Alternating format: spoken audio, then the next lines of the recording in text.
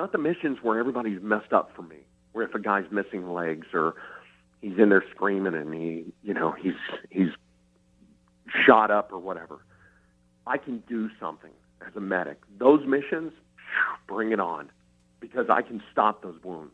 I can keep the air going in and out of them.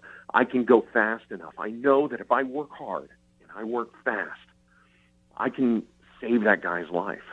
Not only save it, but extend it and keep him in his warrior state where he can still feel like he's contributing and like he can still do everything. If I don't do my best, they pay for it in the long run. You take a guy that's trained up to be special forces, and if I'm slow or if something happens and I can't get to him in time, or let's say his oxygen in his blood is down long enough, we might have some brain damage that comes from that. Well, then you take that guy and say, oh, yeah, go sit behind the desk. Here, go to this cubicle. There you go. You're alive. He's not. He's slowly dying at that point. He's bleeding out mentally. And I've got to be able to keep them up, so not just so they can fight again, but so they can still be dad when they come home, or be mom when she comes home, and she hasn't changed too much.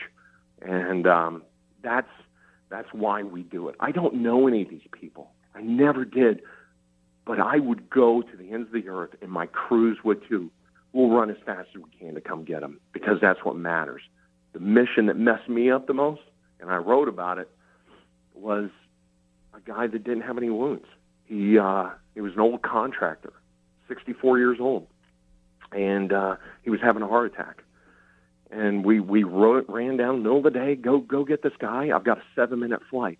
He's not bleeding. He's got the impending look of doom in his face, and he's scared. And when you see an old person, not that he's old, but he kind of looked like a character from Leave It to Beaver with khakis and, nice button-up shirt and little circle glasses, bald top of his head with little white hair. That mission messes me up because I get him on board. You see that he's scared. You know that's a legitimate medical thing, the impending look of doom. And you know that you've got to go as fast as you can to get this guy to the hospital. Well, I get him on. I start going through the motions of hooking up monitors, and his hand reaches up and touches my face. And I look down on him, and he's just a scared little kid. And I dropped everything I was doing at that point, leaned over, told the pilots I was going to be inside. We have a button on our chest that we push every time we talk. And so I'm leaned over him, and I'm cradling his head, and I'm holding his hand, and I flip up my sun visor just so he can see my eyes, and I keep telling him, hey, it's going to be okay. It's going to be okay. Don't hang in there, all right? I'm right here with you. Try doing that for 7 minutes. I got so messed up from that I was bawling internally.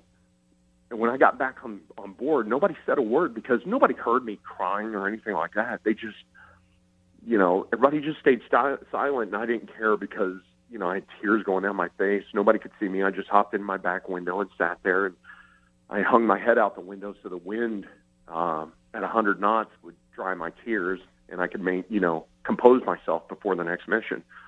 And it turns out later one of my pilots told me that when I leaned over the guy, I hit the button on my communications. And the whole crew heard everything I said for 7 minutes, and the entire combat theater heard whoever could hear that aircraft heard me talking to this guy for 7 minutes. And, I'm glad he told me later because, it was, there's nothing worse than watching a fat guy weep.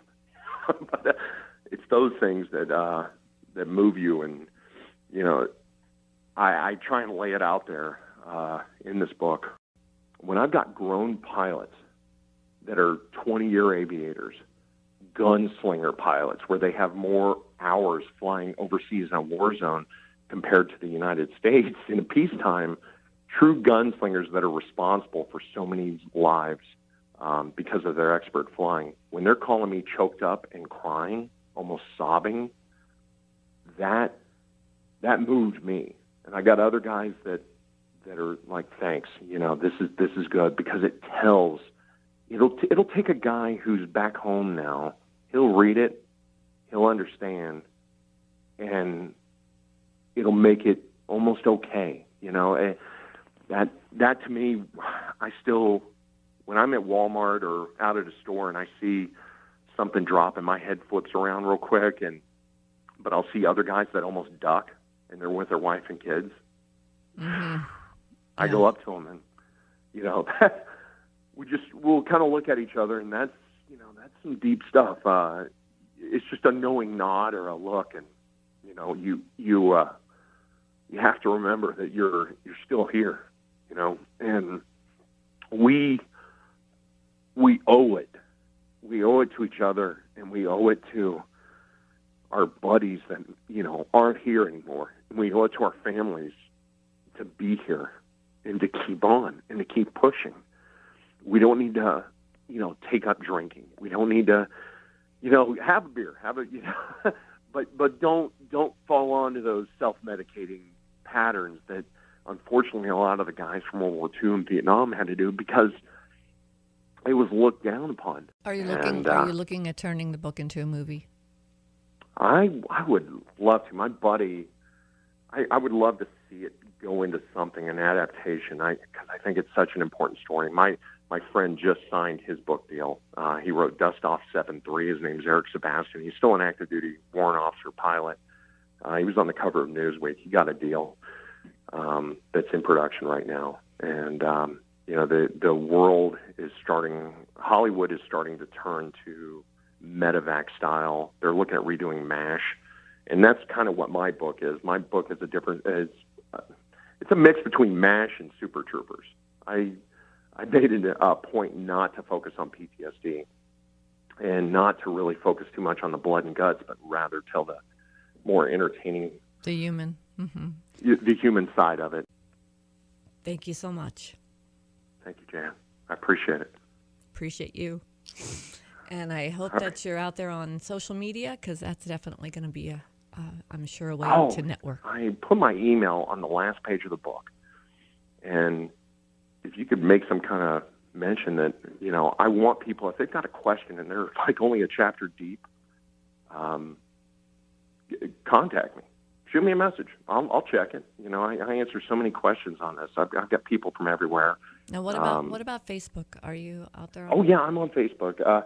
Bones10 is on Facebook, and then I am personally Reuben Ryan. That's my Facebook, and then the title of the book is another Facebook page. Bones, BONESONEZERO. Bones10. It was our call sign.